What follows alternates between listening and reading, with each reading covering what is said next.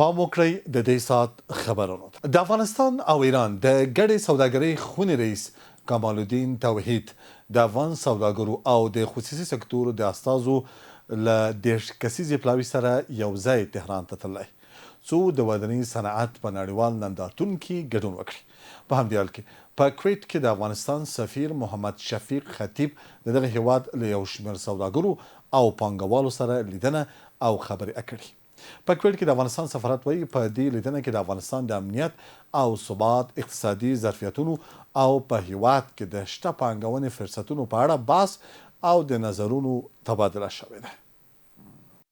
د افغانستان او ایران د سوداګرۍ د ګډې خونې مشر کمال الدین توحید د افغان سوداګرو او خصوصي سکتور د استازو د 10 کسیز پلاوي سره یو ځای تهران ته سفر کړی ترڅو د ساختماني صنعت په نړیوال نندارتون کې ګډون وکړي. په نندارتون کې د ګډون سربیره پلاوی به د ایراني سوداګرو، پانګوالو او اقتصادي فعالانو سره د سوداګرۍ پراختیا، پانګونې راجلبولو او د ګډو اقتصادي همکاریو د رامنځته کولو په اړه خبرې وکړي. سفر رئیس هیئت مشترک اتاق تجارت و سرمایه‌گذاری افغانستان با جمع از تاجران به کشور ایران یکی از اقدامات اساسی و مهم در شرایط فعلی اقتصادی افغانستان می‌شود.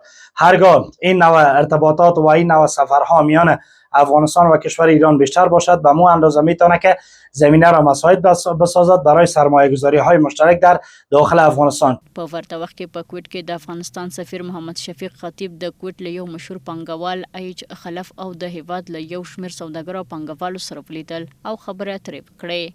په کویټ کې د افغانستان سفارت وایي چې په دې غونډه کې د افغانستان د امنیت او ثبات، اقتصادي ظرفیت او په هیواد کې د پانګونې د شته فرصتونو په اړه بحث او نظرونه تبادله شول. دواړو خواو همدارنګه د افغانستان او کویټ ترمنځ د سوداګریزو او اقتصادي اړیکو پر پراختیا او د پانګونې همکارۍ پر زیاتوالي ټینګار وکړ. د افغانستان سفارت د کویټي له سوداګرو او پانګوالو غوښتل چې افغانستان ته سفر وکړي ترڅو د هیواد په بیلابیلو اقتصادي سکتورونو کې شته فرصتونه له نږدې وګوري او په هغو کې پانګونه وکړي.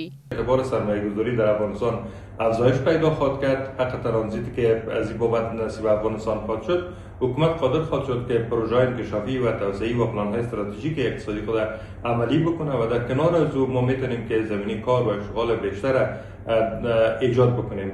اقتصادي کارپوهان په دې باور دي چې دا غونډې کولی شي د دواړو خواو ترمنځ د سوداګریزو اړیکو پراخولو ته لار هواره کړي. دوی ټینګار کړی چې چارواکي د دې مسلې ته ډیره پاملرنه وکړي. دا په داسې حال کې ده چې اسلامي مرتل هڅه کوي چې د نړۍ له هیوادونو سره ښې اړیکې ټینګې کړي او د ډیپلوماسۍ او خبرو اترو له لارې له بیلابیلو هیوادونو سره د سیاسي، اقتصادي او سوداګریزو همکاریو د پراختیا لپاره لار هواره کړي. د زابل د والي پوخنی مرستیال جمعه خان فاتح چې د بدخشان په نسي ولسوالۍ کې د افغان ځواکونو تر سختې محاصرې لاندې و له خپلو وسلوالو سره یو ځای تسلیم شوی او فیض آباد ښار ته لیږدول شوی دی.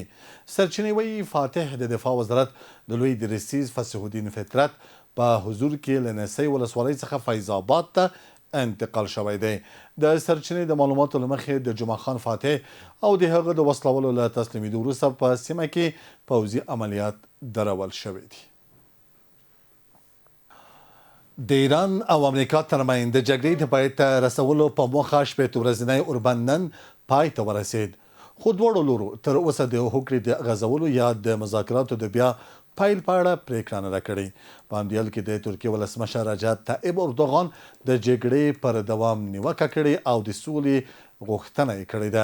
بلخوا د ایران د پوځ لوی درستیز د هرمز تنګي په اړه د ډونالډ ټرمپ څرګندونې ټوکه بللې او د امریکې سرتیرو د نیولو یا وژلو په بدل کې د $10,000 جایزه اعلان کړې ده. د نړیوالو رسنیو د راپورونو مخې د جګړې پای ته رسولو او وروستۍ هوکړې ته د رسیدو لپاره د ایران او امریکا ترمنځ د شپېته ورځني اوربند د هوکړې موده نن پای ته رسیږي. الجزیرې خبري شبکې راپور ورکړی چې تر اوسه ایران او امریکا د یادې هوکړې د مودې غځولو او یا د مذاکراتو بیرته پیلولو لپاره چمتوالی نه دی ښودلی.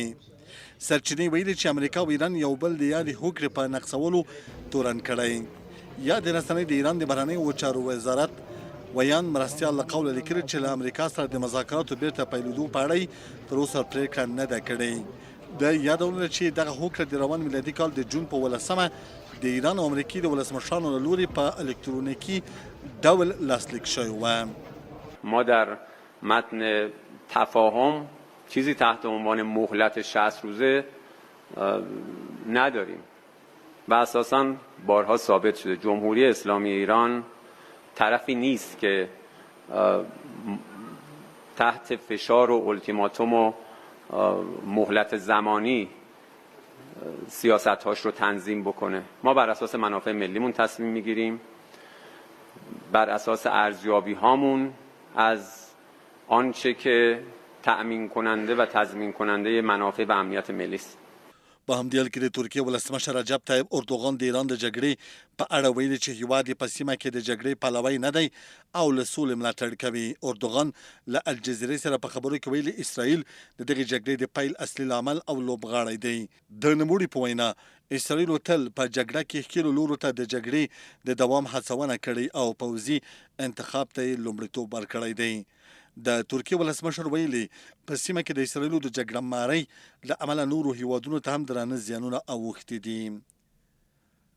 له دې ټولو سربیره د ایران د پوځ لوی درستیز امیر حاتمي ویلي چې د امریکې د ولسمشر ډونالډ ټرمپ هغه څرګندونه چې ګواکې ډېر ژر به هورمز تنګي د امریکې د خاورې په توګه اعلان کړي یوازې یوه ټوکه ده. رئیس جمهور جنایتکار امریکا میگه من میخوام تنگه هرمز رو بخشی از سرزمین جنایت اعلام بکنم. اولا که تو غلط میکنی. البته بعد که فهمیدن که چه غلط بزرگی کردن گفتن شوخی میکنیم. شوخیش هم غلط زیادیه. نوموړي دغه څرګندونه داسې مهال کړې چې د امریکې ولسمشر ډونالډ ټرمپ څو ورځې وړاندې ویلي وو هورمز تنګي په بشپړه توګه د امریکا تر کنټرول لاندې دی او ډېر ژر به یې د خپلې خاورې په توګه اعلان کړي. امیر حاتمي پرون په تهران کې بېغونډې ته د وینا پر مهال د امریکایي سرتیرو د وژلو یا نیولو لپاره د $10,000 جایزې اعلان هم وکړ. د نوموړي په خبره هر هغه کس ته به $10,000 جایزه ورکړل شي چې یو امریکایي سرتیری ووژني یا یې ونیسي او د ایران پوځ ته یې وسپاري. د یک ټلویزیون قدرمنو او معزز لیدونکو زموږ خبري سرویس په همدې ځای پای ته ورسید. تر بیا ښې چارې.